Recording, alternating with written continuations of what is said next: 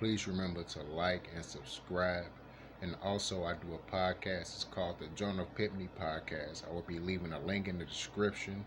So just check it out, man. Once again, I'll be doing in-depth analysis throughout the entire NFL pick'ems each week. And also, I'll be talking about the NBA Finals until they conclude. Just check it out, man. You don't want to miss it. What's going on, people? This is Jonah Pipney with another sports reaction, talking about Chicago Bears as they take on the Carolina Panthers. I'll be doing an in-depth breakdown of stats and impact players and be talking about predictions later. But so far throughout the season, Nick Foles, he has completed 72 of 113 passes. He has completed 63.7% of his passes for 680 yards, 5 touchdowns, 3 interceptions. David Montgomery, he has 63 carries, 247 yards. He is averaging 3.9 yards per carry. He has 1 touchdown throughout the season. Also, Allen Robinson, he has 35 receptions for 421 yards. He is averaging 12 yards per catch. He has 2 touchdowns. Even though he did have that one drop ball that he should have caught, he still stepped it up and made it happen the rest of the game. Jimmy Graham, he has 17 receptions for 169 yards, 9.9 yards per catch. He has 4 receiving touchdowns throughout the season.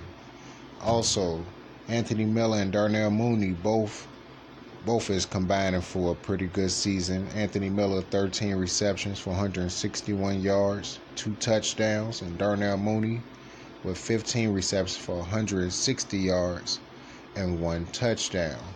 And now on to the defense. We have Roquan Smith with 40 tackles, 5 tackles for a loss, 3 pass deflections, and a forced fumble. So he's going to have to keep it up, man, because he is playing excellent. Also, we have Eddie Jackson with 29 tackles, a tackle for a loss. Danny Trevathan with 26 tackles, a tackle for a loss, and a pass deflection. Akeem Hicks with 21 tackles, 3.5 sacks, 7 tackles for a loss, and a pass deflection. Also, Kyle Fuller, another impact player who has 21 tackles, 5 pass deflections, 1 interception, and that big hit last week that forced that fumble. Also, we have Khalil Mack that has 17 tackles, 3.5 sacks, 5 tackles for a loss, and a pass deflection. The Bears is looking excellent out there. And what more can you say? The offense is up and down, of course, but they can improve. Also, you have to go back to the offense. Cordero Patterson has 21 carries for 69 yards, 3.3 yards per carry, but I believe that he can definitely improve. The offense just have to continue to trend up and stop trending up and down. And if they can easily just do that, then they can definitely take this game against the Carolina Panthers, who has a lot of key injuries to a lot of their players. Christian McCaffrey, we all know is hurt. Their 2-time Pro Bowler, defensive tackle Kawan Short, has been gone. I do not know if he's going to come back in time to be able to play when the Bears play the Panthers next Sunday, but we can still just look and see. Also, Danny Trevathan, he has been playing better each week. I know all of us was on his ass about the way he was playing, but it seems like he's starting to get those wheels turning, and I believe that he can continue to just dominate, and eventually he will catch up to Roquan Smith with his dominance and just can be able to just cover tight ends, because it seemed like that's something he deeply just struggled on throughout the first 4 games of the season. This game that just passed against the Tampa Bay Buccaneers, he looked a lot better. And let's see if they can just keep it up from here on out. And now talking about their opponents, the Carolina Panthers. Teddy Bridgewater is averaging 300 yards passing per game. He is 103 of 141. He has completed 73% of his passes. He has 1,147 yards. He has 4 touchdowns and only 3 interceptions. Also, Mike Davis, who is now the starting running back, has 30 carries for 141 yards. He is averaging 4.4 yards per carry. He has 1 touchdown.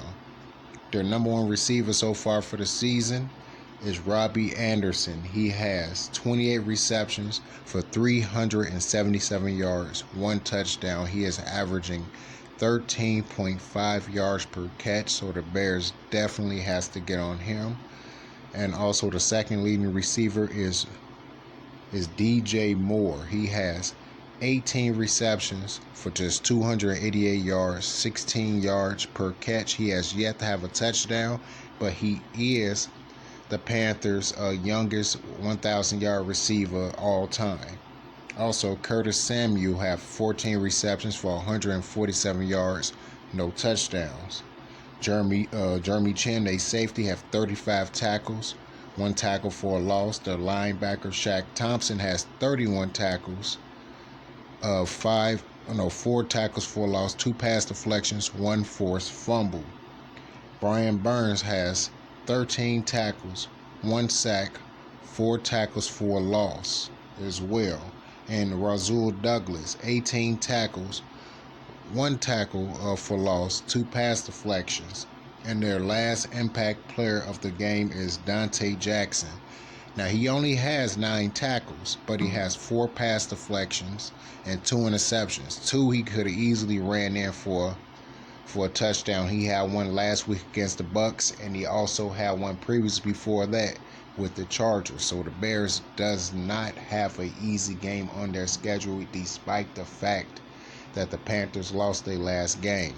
Now, at the time of this recording, the Bears have not played their game again. The Panthers have not played their game against the Atlanta Falcons. Now, I actually picked the Falcons to upset the Panthers in this game.